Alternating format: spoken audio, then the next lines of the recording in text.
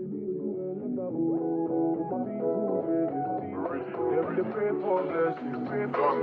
better living, are you feeling good tonight? This thing got me thanking God for life.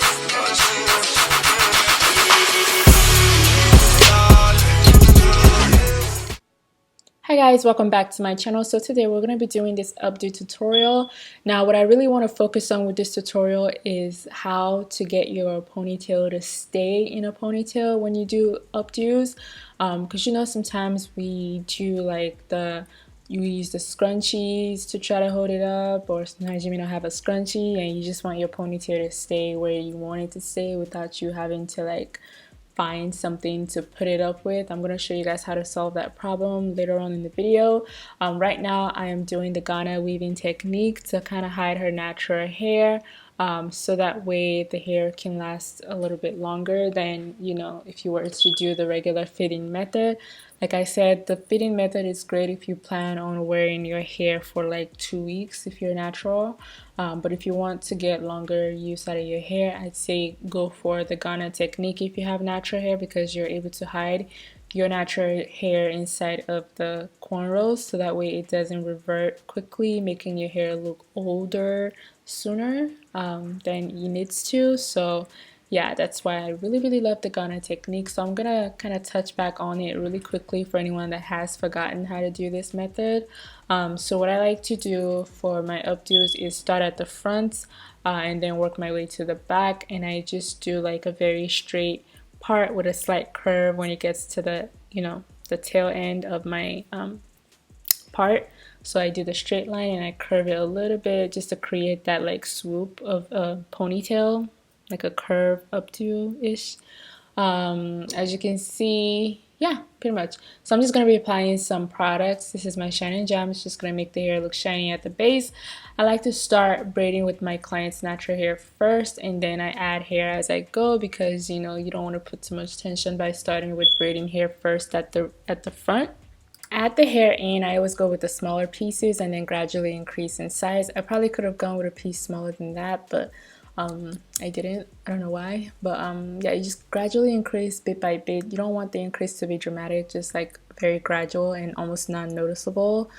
So when you place the hair, you just like, when you place the hair onto the hair, instead of leaving one end out, you just grab the other end and continue to braid it with the natural hair as though you didn't just add hair. That's the best way I literally can explain it. So you place the hair, you grab, put it to the middle braids, and then you take the other end and you just continue to braid it like so. I hope you understand that. But I'm just gonna let you guys watch and I'll come right back and talk later.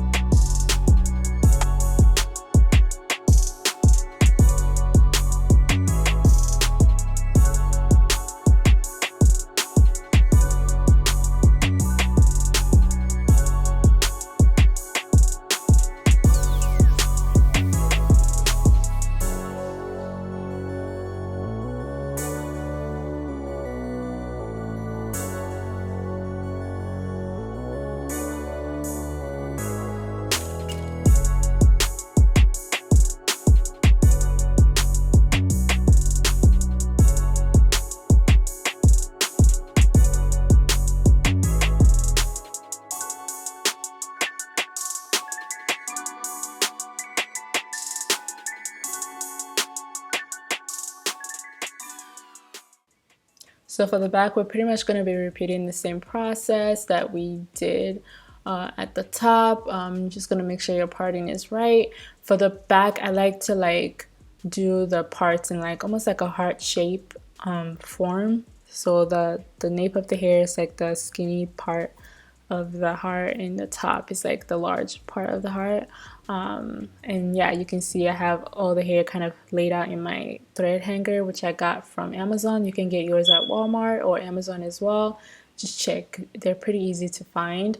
But yeah, so I'm just going to be braiding the natural hair first, and I'm going to be adding as you go. I find that it's very difficult to braid like the back of an updo because it's so uncomfortable, because you're standing at such an uncomfortable angle, and most likely your client is like tilting their head in an angle that's really not comfortable. So you kind of have to just work fast. Or what you could do is you could do this part first, so that way you get over the uncomfortable position out of the way first before you go to the front side of the updo, so that way the last leg of the appointment can be comfortable. Just up to you, whatever you opt for or you prefer. But yeah, so I'm just gonna be doing my parts like I said, almost like in a heart shape. And when I work on the right side, I work on the left side, just kind of alternating, just to create the perfect intricate design at the middle. So that's what you see me doing really soon. But yeah, I'm just gonna let you guys watch, and then I'll come right back, okay?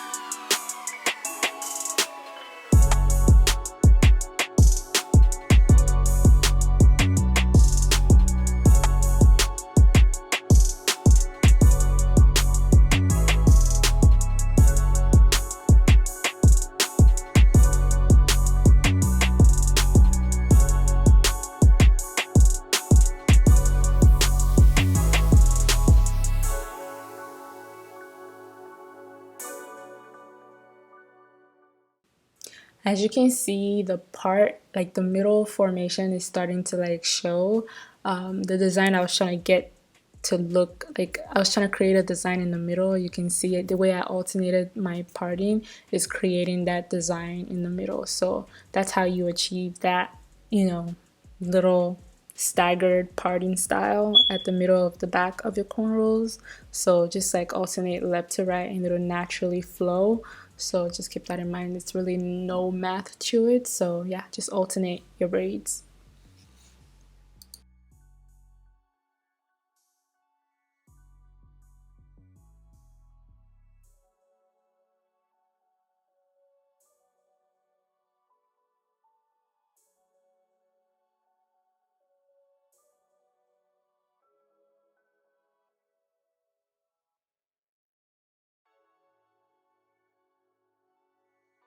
So when you get to the middle, you're gonna do some individual like individual braids, like single braids, just so, cause you know how like some people's head naturally would not require this part, but like most of us, we require individuals in the middle just to create the perfect updo bun, if that makes sense. So yeah, go ahead and do some individual box braids just like you would any other braids. Nothing really too particular about it. You can do big parts, or you can do, if you want fuller, like a fuller ponytail, you can do smaller parting for your individual braids in the middle. Just up to you. So what I'm doing right now is completing my braids. I'm going to be adding hair to create some length. So I'm going to make it a little bit long. So I'm just going to be adding little pieces as I braid down just to create the length or the desired length that my clients, you know, is requesting.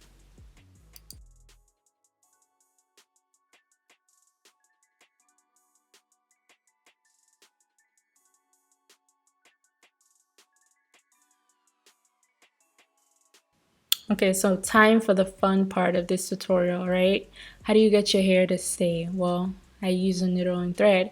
And I'll tell you guys, I got this technique when I was in Nigeria because I was doing some updo cornrows. And I was like, yo, how do I make this thing stay without, because I always run out of scrunchies, like I always do. Like even if I buy like 20 new scrunchies, I'll lose them within like 2 days. I don't know how, but they just have a leg of their own and they just like wander off. So I like to take like, you know, thread and needle and just kind of like sew the hair together instead of like, you know, leaving it flat. So you're just going like around the, I guess the updo each braids with your needle and thread. The ends are already tied up to make sure that the needle doesn't pass all the way out. So just creating the shape that you want by passing the needle through the box braids. The thread is going to create like an anchor with all the braids, you know, keeping them all together in one place. So you kind of just have to use your hand to kind of position where you want the updo to sit. So as you see, I'm getting it out of the way. I want it to sit up, so I'm moving the braids up so I can sew the back. You know, you're going to sew it as high as you want it to. So after going around the first, you know, the first round, I'm gonna go around again a little bit higher so that way the ponytail sits up, you know, so it's not like laying down flat. It's gonna like stand up on its own. So yeah, that's how to do that. I'm gonna let you guys watch and see for yourself. But I really, really love this new technique, and I'm gonna be doing it a lot for updo braids, and I thought I'd share with you guys.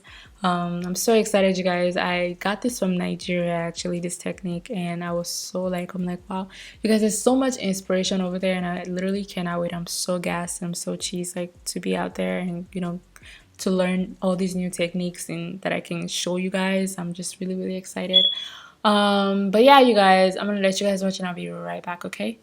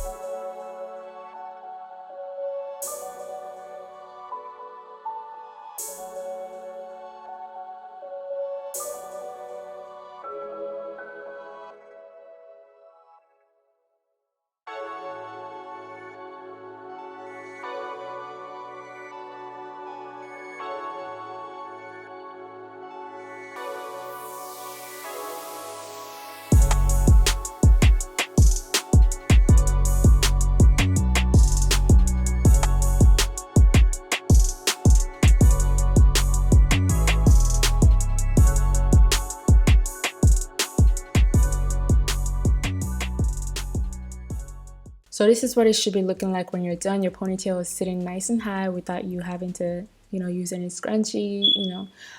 So I'm just trimming the hair, getting rid of all the flyaways, and I'm going to be dipping in hot water and just doing the after braid procedure that I normally do: trim, dip, and apply mousse, and then edge control. And after that, you're pretty much done. This is a very, very like cute style for anybody, and anybody can rock this.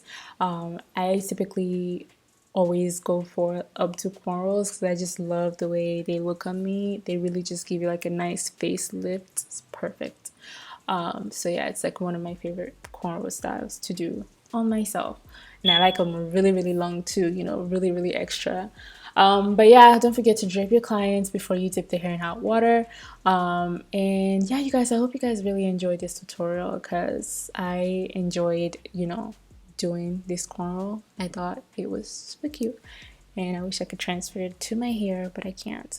But yeah, make sure you give the video a thumbs up and leave a comment if you learned anything at all, literally anything at all.